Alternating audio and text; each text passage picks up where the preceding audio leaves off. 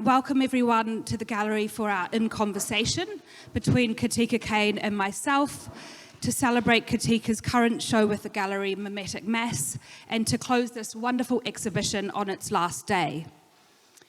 I distinctly remember the first time I saw Kirtika's work at her graduate show at the National Art School in 2018. It literally stopped Roslyn Oxley in her tracks, as we were both mesmerised by this large work by a printmaking student using silk-screened tar on Japanese paper. The tacky nature of a material of labour, of tar, was at odds with this light, delicate paper, yet there was something almost intangible or transformative happening in the work. That work found its way into the collection of Roslyn and Tony Oxley, and for the first time in a long time, we took the risk on an artist straight out of art school. And since 2019, Kirtika has held 4 solo shows in our gallery. Over the last 6 years, Kirtika has continued to push herself and her medium to experiment and challenge boundaries of materiality and meaning, and it has not gone unnoticed. Kirtika has been the recipient of many grants and awards, including a finalist in the Create New South Wales Emerging Artist Fellowship at Artspace in 2020, and she has been very active with residencies, including the Artist in Residence at the British School in Rome in 2019, nominee of the Amant Siena Summer Residency in 2022, recipient of the Cité Internationale des Arts in Paris in 2023, and is the current recipient of the Creative Australia Acme London Residency in 2025, and which she'll be heading off to in a week's time. She is also an undergraduate drawing lecturer at the National Art School and has contributed as a writer for numerous national and international journals. Recently, she presented a large-scale commission at the 24th Biennale of Sydney, and this stunning 10-metre-long painting has now found its permanent home in the collection of the Museum of Contemporary Art. It is my absolute pleasure to introduce you to Kirtika Kain and to start our conversation on this new body of work. Thank you so much. Thank you. Thank you everyone for being here. It's such a beautiful weather outside, so it means a lot that you came here and are sharing this space. In this most recent exhibition at Roslyn Oxley Gallery, Kirtika pushes her exploration of humble materials and their ability to connect deeply to history, to provide a pathway to ancient times while connecting community and thought. She achieves this by employing various materials as a point of departure to voyage into unarchived histories, using the imagination and using abstraction to tell the unseen or unheard stories of Dalit culture. Kirtika, what's so evident when you first look at your work are these varied and unconventional materials that you use to create with. Could you talk a little bit about your interest in materials and why they've become so central in your work?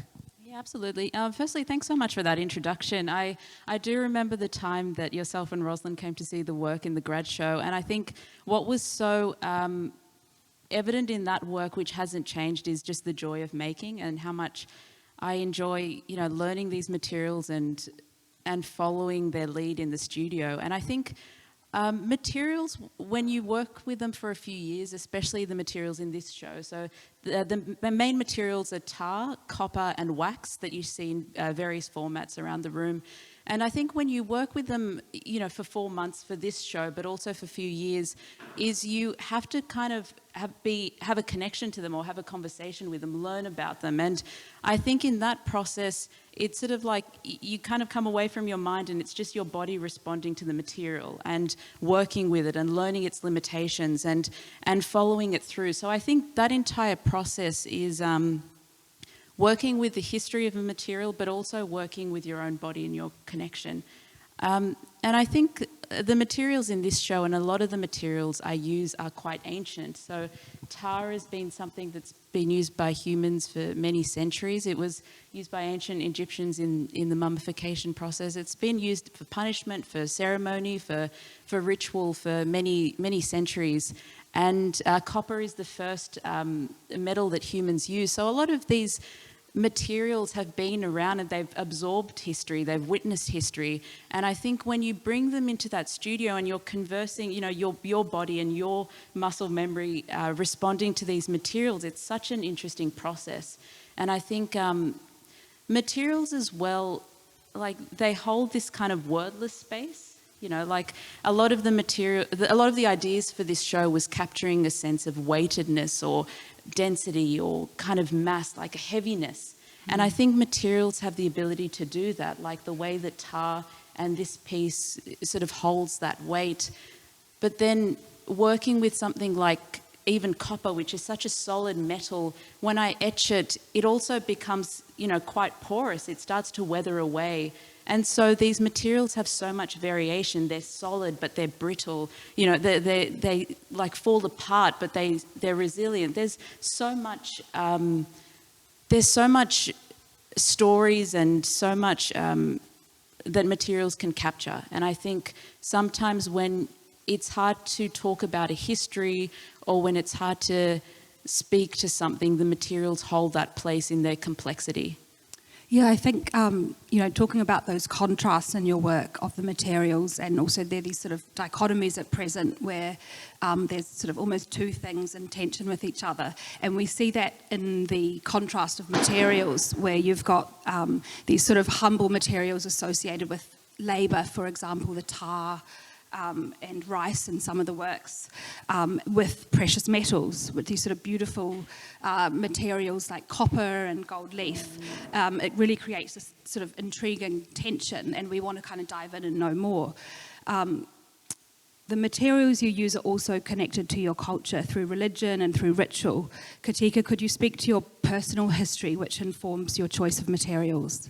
Yeah, absolutely. I think a lot of the work does come out of an interrogation of caste, which is a very ancient system that stratifies, society into 4 categories, and outside of this is a group formerly known as the untouchable caste, today called Dalit people. So I'm really interested in that and being born in that community and investigating what that means and, you know, understand, like reading, learning about it more, making sense of that, just how enormous. It's one of the oldest social hierarchies in the world, and the weight that comes with that can only be processed through material in this sort of wordless space, you know, making sense of something that is bigger than me. And a lot of the materials, so for example, in the copper that you see, especially in that copper work there are these sort of strips of cotton which are used in religious ritual, and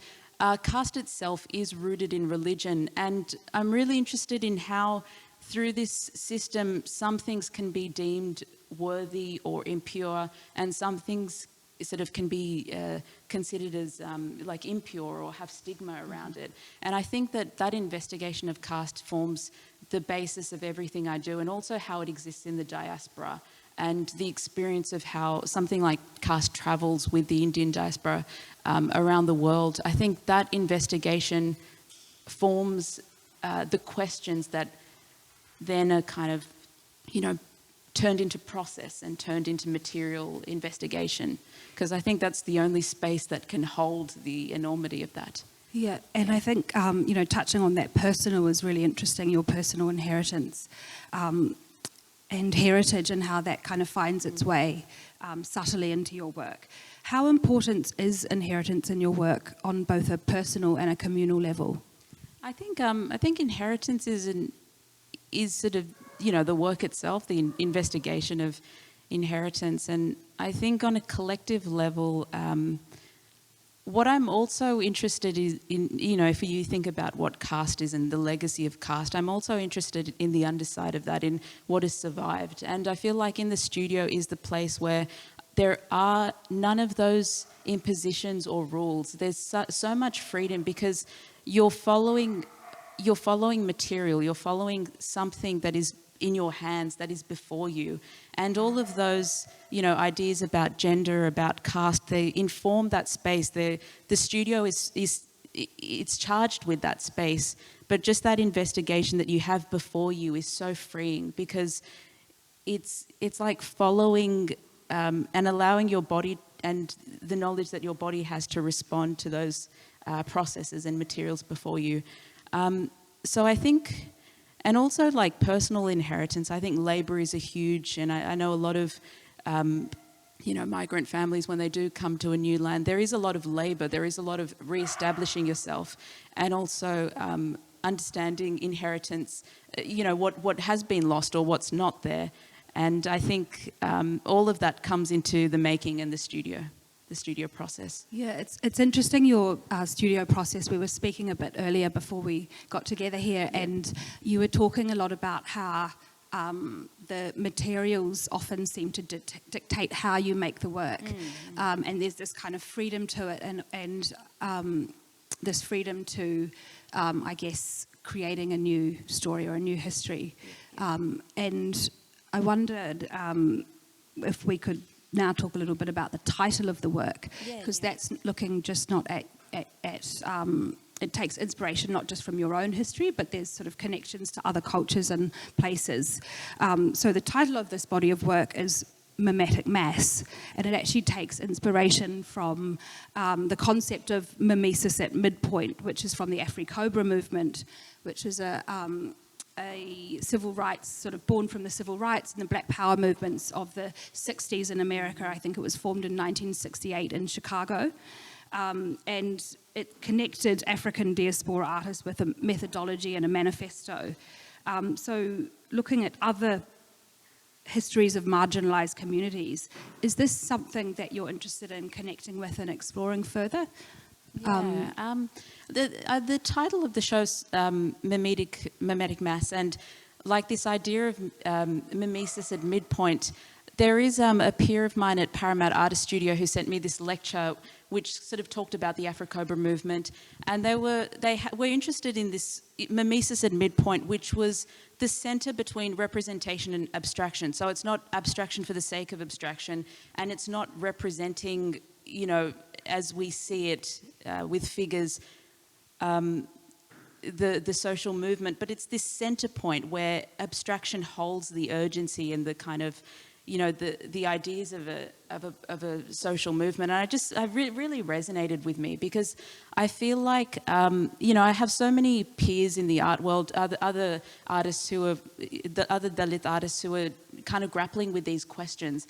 And I feel like, some are using technology as a medium, some are using performance, and I feel like this is part of that kind of expansion of making sense of this space that we inhabit. And I really enjoyed that, because I think different social groups have different points in their movement, and I really enjoyed that in Afri-Cobra they were looking at what abstraction could do, what it could say, and the mystery of the art that it could still hold. And I really resonated with that. And in the past, like there is the Dalit Panthers that were really inspired by the Black Panther movement, and Dr. Ambedkar's also sort of written a lot about that link between with other African American activists. So that history has always been there. But I think as an artist, and especially when you're looking at different social groups and drawing solidarity from them, I think that's a real slow process,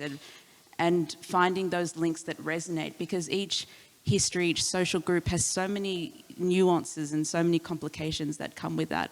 But I think when I heard that mimesis at midpoint, it really resonated, because I think that point of abstraction can contain so much. It can contain so many ideas, and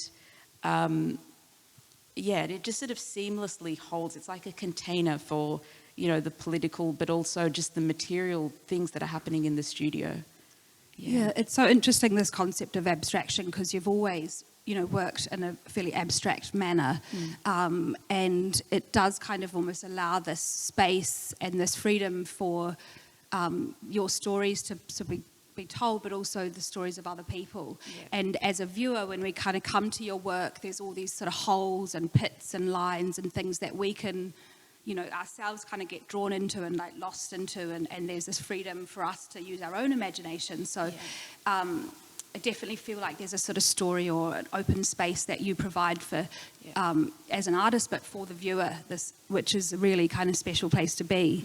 And it would be interesting for you to tell us about how you see that role of abstraction in your work and as an artist. Yeah, I think abstraction really does that. It kind of opens, because this is where I'm coming from, but when you see the work, you don't necessarily have to know all of that. It sort of belongs to whoever is standing before the work. And I think abstraction allows that to happen. It's sort of, it's the way that, it's what I want to imbue. I want to like think about these ideas of weightedness, but then it's also whatever you're experiencing and the way you're experiencing the materials before it. And I think I never set out to be an abstract artist. Like when I first started, the work that you saw in the grad show was looking at a lot of text from Dr. Ambedkar. So it was a lot from the archive. It's not like I always knew, but the more that I over the years, when I didn't have a print studio, especially when I didn't have that kind of precision that print process gives, I think still the materials and all that I was trying to say in those text works was still being held in the material and in the abstract process.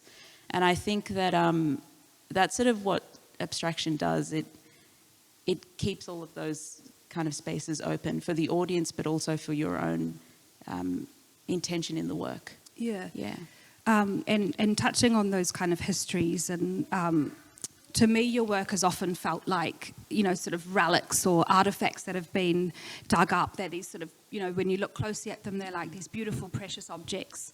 And it's this, again, we talk sort of looking at these copper, that these works here you see in copper, the green ones, they almost look like you could walk into a museum and find them.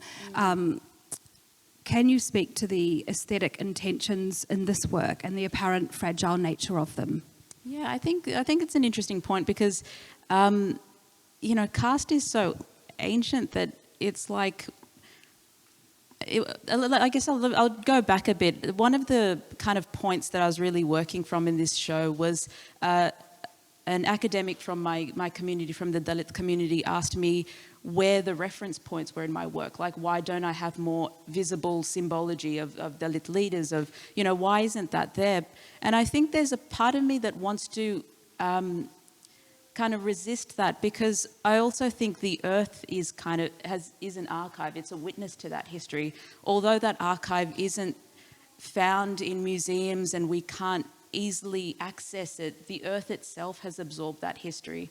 And I feel like that's kind of, once again, I don't have the intention to then create that, but it's also the materials then lean into that and allow that. Like when you're working with copper and you're etching it in acid, it eats away in a certain process that reminds us of that. So I think that I feel like the earth itself is this kind of, has held, and it is that archive. And I guess that's what I reflect on with the materials and in the work itself, how ancient that archive is as opposed to how recent it is. Yeah, so it's sort of interesting, I think, this, that there is these really deeply layered, challenging at times concepts and meaning in your work.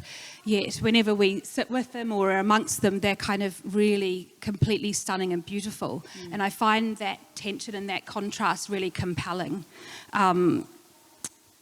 Is that sort of contrast between the beauty and the darkness intentional, and how have you found your way to this point? Yeah, I think intention is an interesting word, and we were discussing this before, but I think that the process is very hard to have an intention with. I think with this show there was a focus and a very particular clarity, but the way that it all fell together was so unpredictable. So like with these copper works, there are 3 in the show, but there was about 7 that I began with. And when I put them in the acid, sometimes the acid eats away at the entire plate. So it's like finding this once again, this midpoint or this balance in the work, and finding that point where the materials have left just enough. So I think the intention, or it is an interesting thing to think about, but it's also like letting the materials, almost getting out of the way so the materials can create the works. And I think over the years, like a lot of, for example, these silkscreen works behind you here, those silk screens have been in my studio for, like maybe 2 years or something. And I thought about melting this kind of black wax mixed with charcoal through them. And it just created a new work. So there's also this sort of, revival or this sort of repetition in the process as I'm working. So I don't know about intention. I didn't really see the whole show looking this way, but over the 4 months, it's like one process led to another, and then I was revisiting another process. And even as we were installing, I mean, this work here was literally bought in the day. You know, there was a gap in the gallery, and it just seemed fitting that this work would be here. So it really felt like 4 months of just following this clarity, and a lot of like, you know, a lot of tension or a lot of uncertainty in that process, I can definitely say. Yeah, I think it's really interesting listening to you talk about your process, because I know we've talked, you've talked to me before about how sometimes the works almost seem to make themselves, and there's this really sort of freedom and relinquishing to the process and to the materials themselves. Yet whenever we look at your work and we come into a show, there's this real aesthetic consistency in your work. It's very recognizable. So it's this kind of, again, this interesting sort of midpoint or connection between sort of freedom of the materiality and freedom of the process. Yet we can always see your kind of imprint or your hand. Perhaps now we can, look at some of the specific works and how you've made them. And I'd like to look at Midnight behind us. It's a really interesting work. It's a really large scale. It appears sort of heavy and weighty, yet it's got this sort of light drapery and softness to it. I remember seeing you in the studio making it, and it was, the whole studio floor, and there was only a small bit at a time. It'd be really interesting to hear your insights on how you created this beautiful piece. Yeah, I started with a little scrap, and I had this process in mind. So what I did is I took a silicone mold of this painting here, the 2 silk screens behind you, and the painting at the entrance, which has that sort of rice pattern through it. And so I had these impressions, and I filled them with tar and put hessian on. And I had a small patch which I just thought, oh, what would it look like if I expanded this? And it literally just started with that. And I think just, I even asked, the best thing about this show is I've been able to collaborate with other artists at Parramatta Artist Studio. So I asked one of the artists, what would it look like if this was expanded? And I just sort of went with it. It wasn't, I didn't have this clear idea of this is how it's going to end up and this is how it's going to work out. I started in one corner. I didn't even know how long it would be. I sort of kept in contact with Andrew, who did an amazing job of installing the show, trying to figure out the dimensions of it, and then we had an initial vision. And I think the whole thing was such a work in progress, as was the entire show. And I don't think I've done that before, of just sort of discovering the show so close to it opening to the public. But yeah, these different patterns, so you can see the kind of 3 impressions across the work of the impressions in the show. And I think also, like this blue work behind you here as well, I applied tar as almost an adhesive to another painting and then ripped it off. And so there is this kind of sense of printmaking throughout the show, although it's a little bit more sculptural. Also with the copper plates as well. A lot of the similar processes of printmaking, but just trying it in different ways and really pushing it in more of an experimental way. It's strange describing the process because it's so specific, and it really just comes out of being in the studio and following what this material is doing to that. It's almost just like a science experiment, which I've always felt like printmaking is. You're just following what happens when this reacts with that, or when this surface dries, and then you sort of remove it or scrub at it, and it's just this ongoing process. And I think taking small moments like that in the studio and then expanding it into a show is really just just what's happened here. Yeah, I think what's also really interesting in this work is the scale of it. And if any of you remember Kirtika's first show with the gallery, she was working on a really sort of tiny scale, and it suited the concepts and ideas at the time, these like really small, delicate objects. And then in our last show, Blue Bloods, the show which was at the end of 2023, the show sort of scaled up into larger pieces, and then you worked on this incredible 10-metre 10 metres by 3 metre painting for the Sydney Biennale last year. And it was, if anyone saw it, we've got documentation online if you haven't, it is just the most stunning and breathtaking piece. I think, you know, one of the most incredible pieces in the Biennale, and it was just such a joy to see how that your process and your work kind of scaled up into this really grand, dramatic, majestic piece. And talking on process, it was so interesting to hear from you how you actually made the work. I know you made it in your mother's garage, and you had to create some sort of structure to actually put the pieces together. Yeah. Can you talk to us a little bit about that? Yeah. Yeah, so the Biennale work, first of all, I just wanted to talk about this scale because it does remind me, I think the second show I had here was Stone Idols, which I was in the small gallery, and I was incredibly grateful to have Napa Nyapa in this space. And those paintings were enormous, but they were just so light. They were like, they just breathed in a way that was, like, it was just astounding. It's like, it is mastery of, you know, of this, just of rhythm, of art, they just breathed, but they were these enormous works, I remember. And I think that I've always reflected on those works, and I won't even, you know, come close to or claim that I've come close to that, but I think even when you have scale, but it breathes, when the work breathes and there is a rhythm and there is something that is flowing in the work, I think that's what I've just tried to consider when making works at a larger scale. But back to the Biennale work, I think the process was once again just small investigations that have happened in the studio that are just enlarged to a bigger scale. So, you know, what happens when I use impasto and dry gold leaf on it and then dilute tar and put on, like, none of these really make sense, you know, like why would you do that? But it's just the dedication of going to the studio and understanding what those mixtures look like and then applying them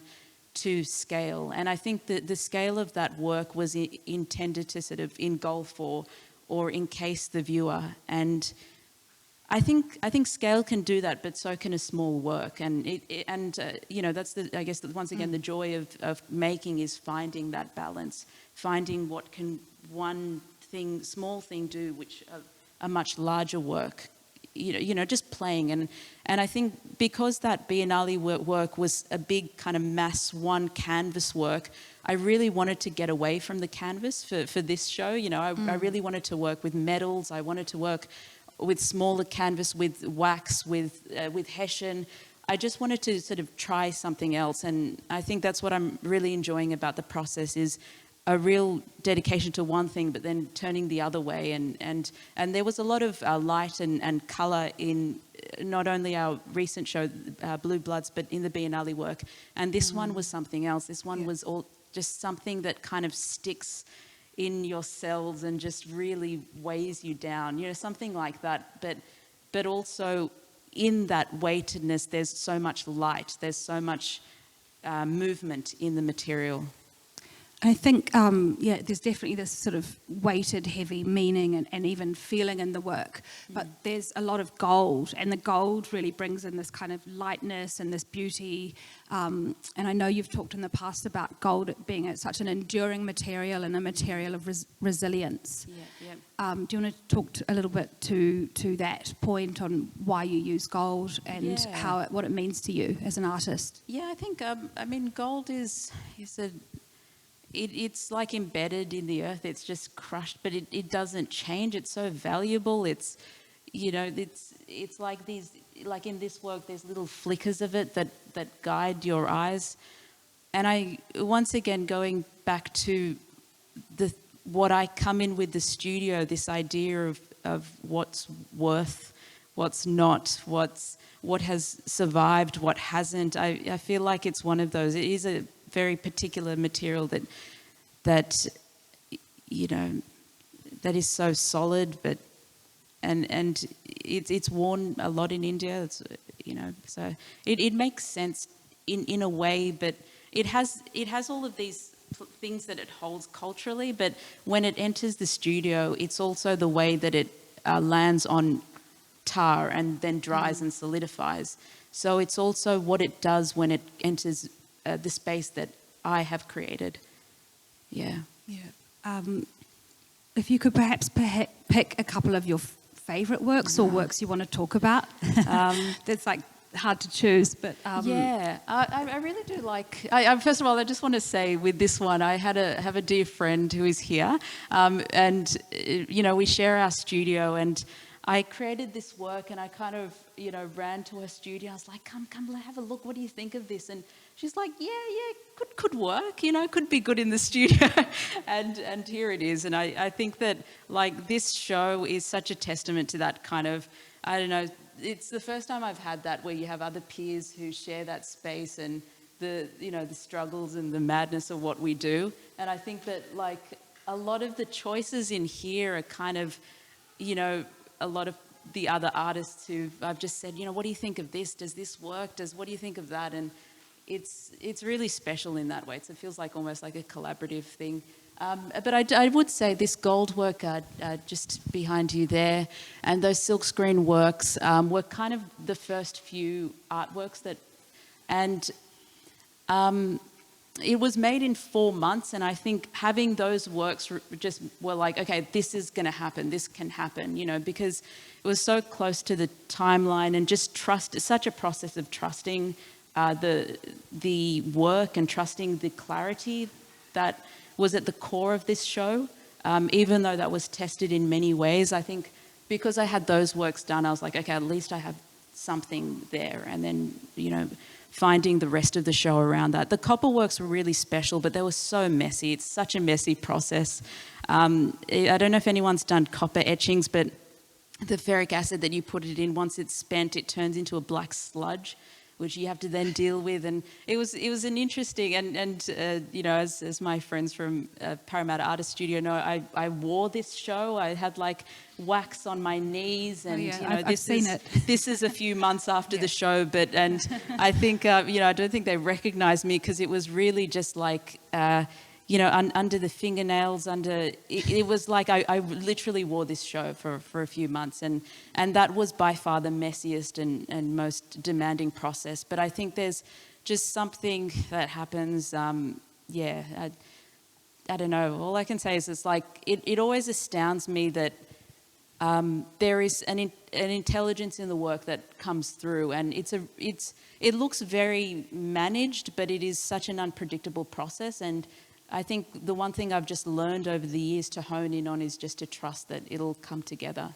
you know. And you definitely feel it in the show, because it is always so interesting to visit you in your studio, because it's so, the process is so messy, and the works are sort of coming together, and sometimes we're not quite sure where they're going to go, and then they come into the gallery and they're just, you know. and they've got a mind of their own, and it's just the most incredible pleasure to have these works and to have you with us. I've got one more question for you, and then I think we'll open it up to the floor. We talked a little bit earlier about, you know, the sort of the unarchived histories, or the voices that and the stories that are not told in your work. And there's a feeling that you aim to give voice to those who maybe don't have one in your work. If you could just finish on that part of your process and history. Obviously, I belong to a community that's so vast, and I really don't even try to, you know, represent anybody but myself and what I'm doing. But I think just in the story I have, you know, and I think what I was saying before about the process is also, in a way, the inheritance. Like being able to intuit that and to follow that is not just my knowledge. It's something that I know I'm working with, something that has been there, that is in my body. And sorry, I forgot the question. the unarchived body, the unarchived. Yeah, I think a lot about the archive, because I think that for anybody who is from my community, we look for our museums, we look for, you know, we look for any art, anything that any archive that exists, and it doesn't. And I think that's it's a sad space, but it's an exciting space, because, you know, once again, I have so many wonderful peers in India and in the diaspora who are working with that challenge. And I think imagination is so key to that, because we're not going to, recreate, or we're not going to go back and do that, but we also know what we're coming out of, and it informs everything that we do. Thank you. Yeah. Thanks, Kirtika. It's truly an engaging and beautiful exhibition, and it's such a privilege to host you and your work at the gallery. Thank you. Yeah. I thought we'd just open up the floor to any questions, if anybody has any. Lucy? First of all, can I congratulate you? I've Thank loved you so your much. art since the first time I saw it at this gallery. I can't remember exactly which one it was, but it's just so inspiring and beautiful, and the layering and the materiality is extraordinary. And, walking into this exhibition, that one took my breath away, and really giving great artists like Ella Natsui and Theaster Gates a real run for their money. Because not only are you deeply committed and involved and fascinated by the cultures and that inform your work, and the cultural diversity, etc., which is fantastic, but you actually give yourself, you actually almost lose control in I guess, using the materiality of the substances with all their sort of semiotic layering. So I think it's just amazing what you're doing, and we're very, very lucky to have you so much, working Lucy, with us. And I love the Parramatta studio, so I love that you're working very lucky there. to be there, absolutely. And I think I also want to mention, I am a artist in the diaspora. I'm from the Indian diaspora, but I think that, part of being in this space is I'm not that, and I'm, it's like you hold two worlds, and that is so key to this. And, it's something we talk a lot about at Parramatta Artist Studios, because, we're from so many different backgrounds, but we've all grown up here. We are all Australian artists contributing to the richness of Australian art. And I think it's, it makes me so excited knowing the other artists there and what we're doing, and the space we're inhabiting, because it's not, and that's kind of, once again, the key to abstraction is it's not just this story, it's what we share, but that can only come through us following our own sort of heart and our own process and our own interest. Yeah. Is there anyone else that has a question?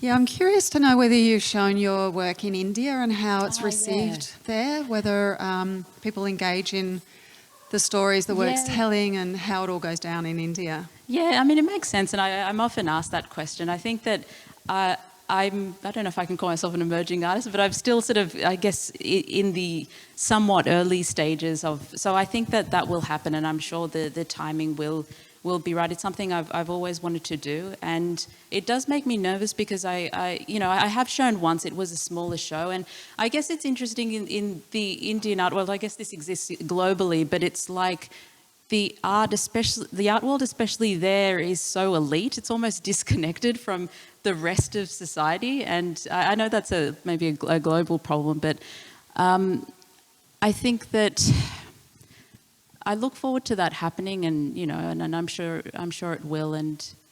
But I also I really want to emphasize, it's not just me. There are so many incredible other artists who are showing there and who are doing that work, and and it'll be an interesting thing, Helen.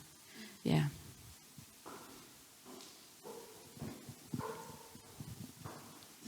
Anybody else? Okay. Do you have anything else you want to say, Kirtika? I just wanted to thank the gallery, because literally, and like Andrew's sitting over there, but he was so chilled on the phone whenever I called him. He's like, yeah, it'll work out. And I was like, I don't know, Andrew, it's 4 months. And I think that, it's really wonderful having a gallery that kind of like trusts what you're doing and believes in what you're doing. And yeah, there are a lot of people in this room. I could thank each and every one of you, but you all know who you are. So thank you. Thanks. Thank you so much, Kirtika. Thanks so much.